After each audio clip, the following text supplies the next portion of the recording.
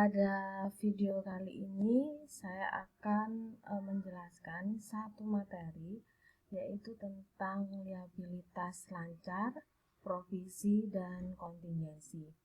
Jadi materi ini merupakan materi awal di akuntansi keuangan menengah 2 ya. Kita akan bicara mulai masuk bagaimana pencatatan, pengakuan, dan pengukuran dari liabilitas, provisi, dan kontingensi. Nah, yang akan dibahas di dalam ini diharap nantinya ketika kita sudah belajar materi tentang ini, kita bisa menjelaskan terkait dengan bagaimana sih sifat penilaian dan pelaporan dari liabilitas lancar. Kemudian bagaimana nanti Anda bisa menjelaskan terkait dengan akuntansi untuk provisi dalam berbagai macam jenis. Kemudian juga terkait dengan akuntansi untuk laba rugi kontingensi. Nah, kontingensi ini juga akan dibahas dalam chapter 14. Jadi untuk yang kontingensi yang sifatnya jangka pendek atau lancar akan dibahas di chapter ini. Nah, kemudian chapter ini juga membahas awal-awal akan membahas liabilitas secara keseluruhan, baik itu sifat dasar dari liabilitas itu sendiri, masih belum melihat apakah itu lancar maupun tidak yang jangka panjang. Kemudian liabilitas itu dibagi menjadi, kalau yang contoh-contoh liabilitas lancar sebenarnya ada sebagian yang sudah pernah kita pelajari pada waktu pengantar akuntansi ya, yaitu mungkin seperti ini ya, utang dagang, utang usaha, kemudian wesel bayar, itu pernah kita pelajari. Tetapi ada beberapa hal yang mungkin tidak ada di dalam materi kita, materi terkait dengan liabilitas, seperti misalnya bagaimana, karena berkaitan dengan sifat perusahaan. Kalau mungkin perusahaan pribadi itu tidak ada menerbitkan obligasi maupun misalnya utang dividen. Nah, di sini kita mulai masuk ke yang namanya ini, contohnya liabilitas lancar yang lain. Contohnya adalah utang jangka panjang yang akan jatuh pada tahun pelaporan ya. Kemudian ada obligasi jangka pendek yang akan diperkirakan akan di refinance atau didanai kembali ya. Kemudian dividends payable ya, tadi saya katakan utang dividen, deposit uang muka dari customer, kemudian pendapatan yang masih harus masih harus dibayar gitu ya. Kemudian penjualan, utang penjualan, utang PPN ya, utang pajak, utang pertambahan nilai maupun PPh misalnya, income tax ini. Oke, dan utang-utang yang mungkin berkaitan dengan karyawan, yang mungkin ada hutang perusahaan terhadap karyawan yang seharusnya menjadi hak karyawan, kemudian masih belum dibayar. Nanti untuk provisi juga kita akan bahas terkait dengan provisi, bagaimana pengakuan, pengukuran, kemudian contoh-contoh umum provisi itu seperti apa. Kemudian kontingensi, liabilitas, dan aset ya, karena kontingensi bisa saja tidak hanya liabilitas tetapi aset yang bersifat kontingensi itu juga ada. Baik, kita akan masuk ke 3 karakteristik umum dari yang namanya liabilitas. Namanya liabilitas, atau mungkin dulu pernah kita bahas adalah sebagai kewajiban, adalah timbul dari 3 hal, yaitu pertama adanya kewajiban saat ini, present obligation, yang muncul dari adanya kejadian di masa yang lalu, karena ada kejadian masa lalu sehingga menimbulkan kewajiban di masa kini.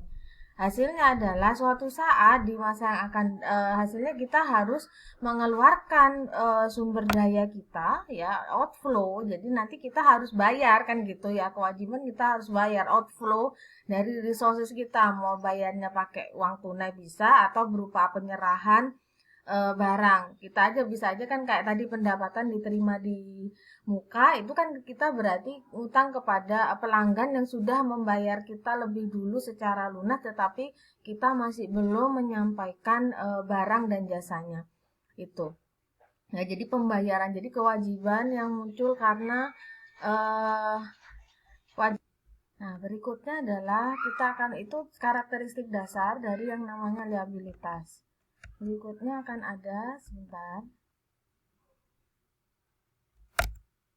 Ya, kalau liabilitas lancar itu sendiri bagaimana? Nah, sekarang kita masuk pada liabilitas lancar. Nantinya akan membedakan dengan yang namanya liabilitas jangka panjang.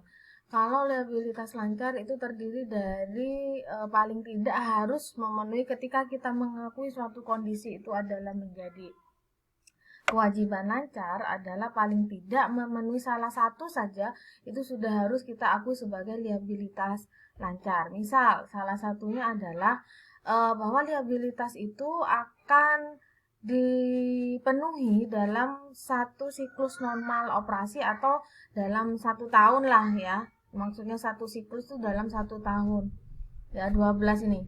12 bulan dalam jangka waktu kurang dari itu yang juga akan membedakan dengan apa namanya?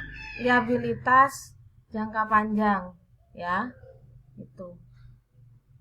Nah, kalau dia bisa di eh, dikondisikan akan dibayar kurang dari 12 bulan, maka itu disebut current liabilities. Kalau lebih dari itu maka masuk ke dalam liabilitas jangka panjang. Nah, selanjutnya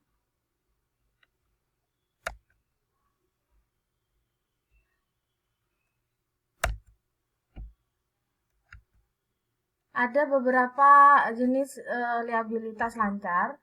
Contohnya yang umum kita sudah bahas di PA adalah liabilitas berupa utang dagang atau utang usaha, wesel tagih, wesel bayar.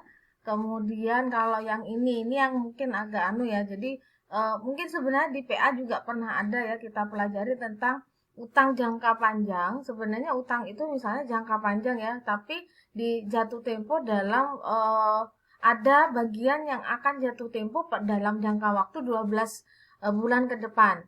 Contohnya kalau ngutang itu adalah ngangsur. Jadi utang jangka panjang yang dibayar dengan cara mengangsur, angsuran yang akan jatuh pada tahun ini itu akan menjadi kewajiban di tahun tersebut. Ya, jadi bukan kewajiban jangka panjang lagi. Jadi ada bagian angsuran itu yang menjadi kewajiban dari untuk tahun ini itu disisihkan lah istilahnya dari nilai utang jangka panjangnya. Berikutnya adalah obligasi jangka pendek yang akan diperkirakan untuk di refinance saat utang dividen. Jadi kan misalnya terjadi utang dividen ini karena adanya perbedaan tanggal pengumuman dividen dan tanggal pembayarannya. Ketika tanggal pengumumannya berbeda hari atau berbeda tanggal dengan tanggal pembayarannya, maka itu akan diserahkan, akan akan dibayarkan sehingga selisih ini akan menjadi utang, timbul menjadi kewajiban ketika sudah diumumkan, itu kan sudah muncul kewajiban ya, peristiwa masa lalunya itu ya, sehingga mewajibkan nanti waktu tanggal pembayaran itu harus dibayar ya. Berikutnya adalah mungkin ada uang muka, customer advance itu uang muka ya, uang muka dari pelanggan, misalnya titip ya, titip atau deposit titipan.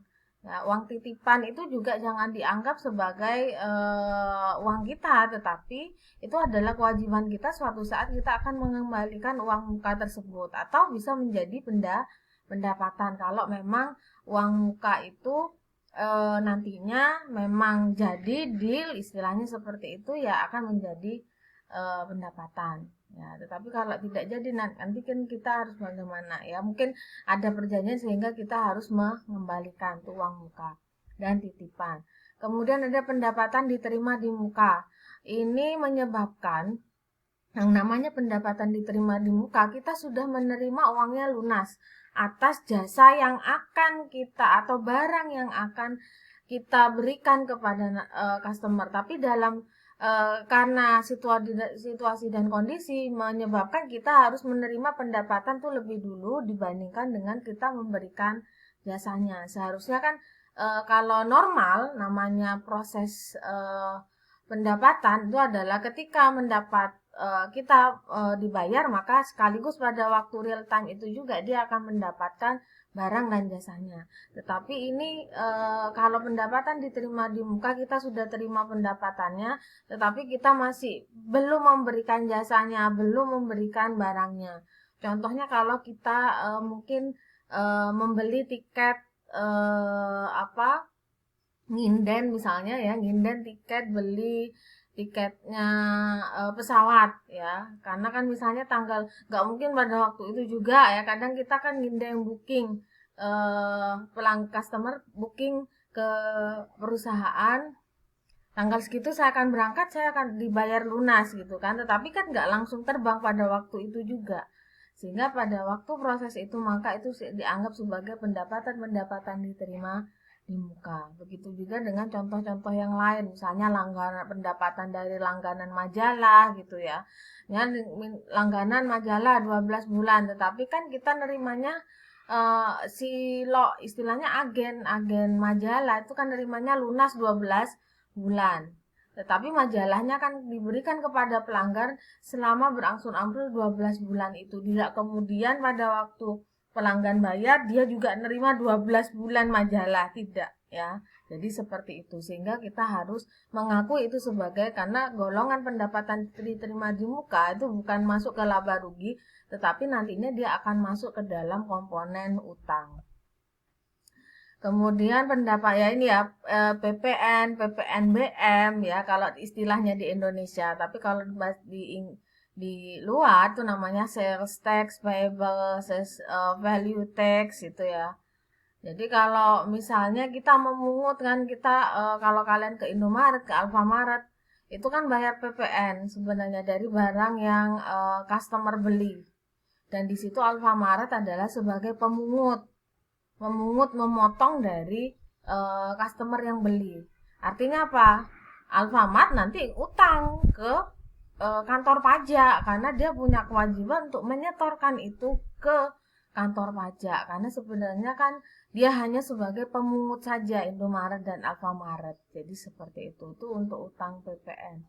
Berikutnya adalah ada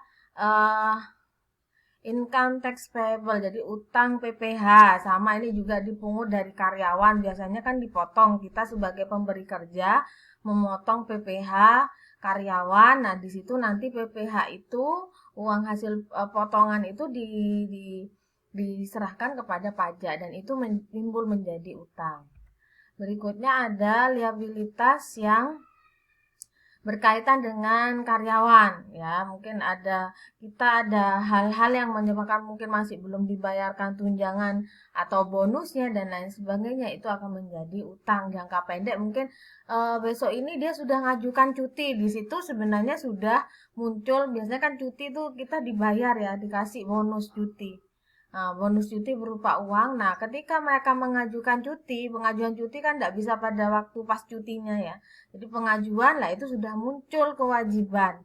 Ya, sudah muncul kewajiban yaitu nantinya harus dibayar. Kewajiban yaitu yang membayar bonus cutinya itu tadi.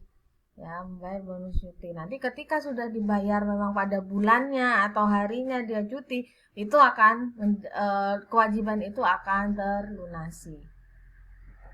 Oke, berikutnya ini sebenarnya sudah pernah kalian pelajari ya. Saya tidak akan mengulang kembali. Saya akan overview saja sedikit terkait dengan nanti kalau ada pertanyaan akan bisa disampaikan lewat media Zoom yang akan dilaksanakan sesuai dengan perjanjian Zoom yang sudah kita sepakati. Ya, jadi memang Anda akan harus